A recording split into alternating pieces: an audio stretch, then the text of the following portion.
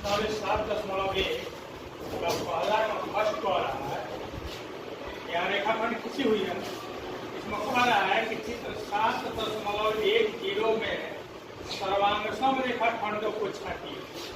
यही रेखाखंड हम भी यहाँ खींचे हैं। अब इन रेखाखंडों को नाप करके हम लोग किताब से और अपने कॉपी पर खींचोगे और उसी के अनुसार रेखाखंड को सर्वांगसम बताओ। इसमें सर्वांगसम जो है AB और KL, यानी AB की लंबाई KL की लंबाई क्या होगी? बराबर बराबर होगी एवं GH, ठीक है। तो उसके बाद CD एवं IJ, CD एवं IJ, सही है ना? तो इसको समझो, AB की लंबाई किसके बराबर है? KL का बराबर, यानी AB और KL दोनों का लंबाई बराबर है।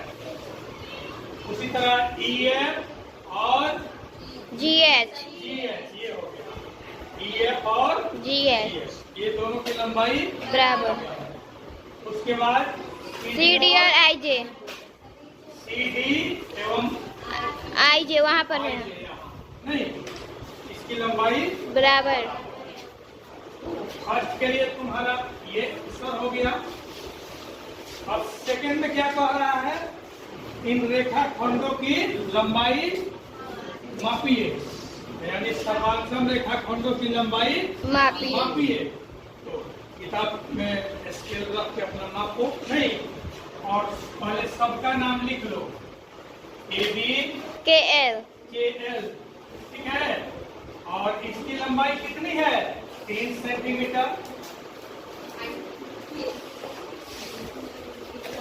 कितना है? 3 सेंटीमीटर। 3 सेंटीमीटर। उसी तरह EF और GH, इसका लंबाई लिख दो। उसके बाद CD IJ और IJ, इसका ये दोनों की लंबाई माप करके लिख दो। तुम्हारा दोनों क्वेश्चन, यानी एक में जो 2 क्वेश्चन है फर्स्ट और सेकंड, दोनों पूरा हो गया, ठीक है ना? इसका उत्तर माला में उत्तर नहीं दिया होगा, लेकिन हम तुम लोगों को बता दिए कि कैसे लिखना है। नहीं तो उत्तर माला में खोजोगे कि नहीं है, सब कैसे बता दिए, तो इसको ऐसे नहीं लिखना है।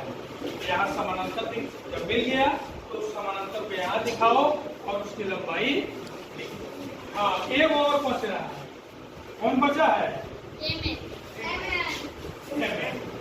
तब चूंकि MN अकेले है, इसके साथ कोई नहीं है, इसलिए हम इसकी सीधी लंबाई ही लिखते हैं। प्रश्नावली 7.1 का दूसरा है, ये भी उसी तरह बनेगा जैसे पहला बना है। पहला में केवल रेखाखंड था, इसमें कोण है। तो पहला कोण उठाओ, कोण ABC किस कोण के सर्वांगसम है? ABC। इसमें से किसके सर्वांगसम है? अभी भी ध्यान दो, कोई के कह रहा है, कोई जे कह रहा है, कोई यल कह रहा है। हमेशा ध्यान दो कि कोण बीच वाले पर बनता है, किनारे वाले पर नहीं। तो यदि ABC के समानांतर कौन सा है? LKG, हाँ, का कोण LKG एवं लिखा होगा, चाहे समानांतर लिखा होगा। उसके बाद कोण DEF,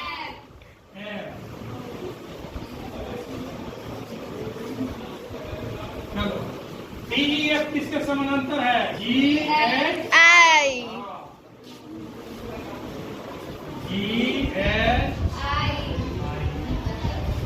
ये हो गया, ये हो गया नहीं, तो इसमें भी ये हो गया और ये हो गया।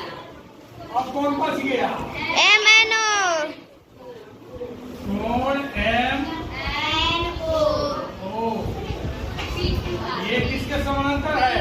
PQR, कोण PQR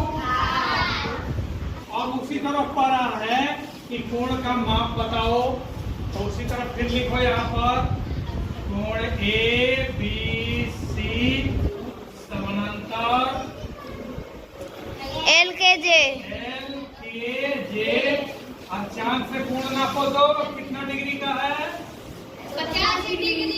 क्या डिग्री? 50 डिग्री। उसी तरह से कोण डी ई एफ। DEF सर्वांशम कोण जी एच आई। GHI और उसी तरह से कोण M N O. MNO P Q R. सर्वांशम पी क्यू आर। PQ। इन दोनों को नाप करके यहाँ लिखोगे। यहाँ ध्यान दो, इतना हो रहा है कि कोण ABC और कोण DEF क्या है? सर्वांशम है।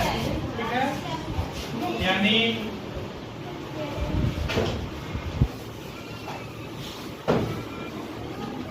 ये हो गया A B C और उसी तरह से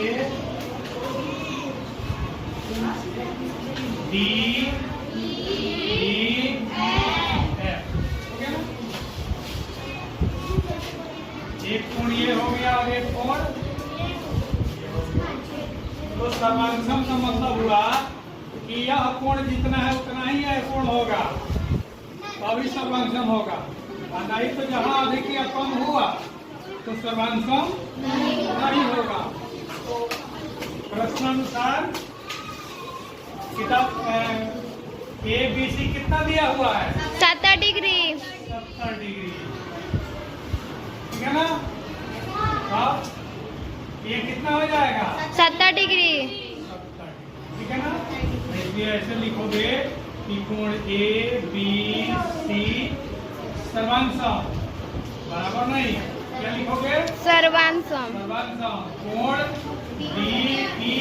एफ। अब लिखोगे बराबर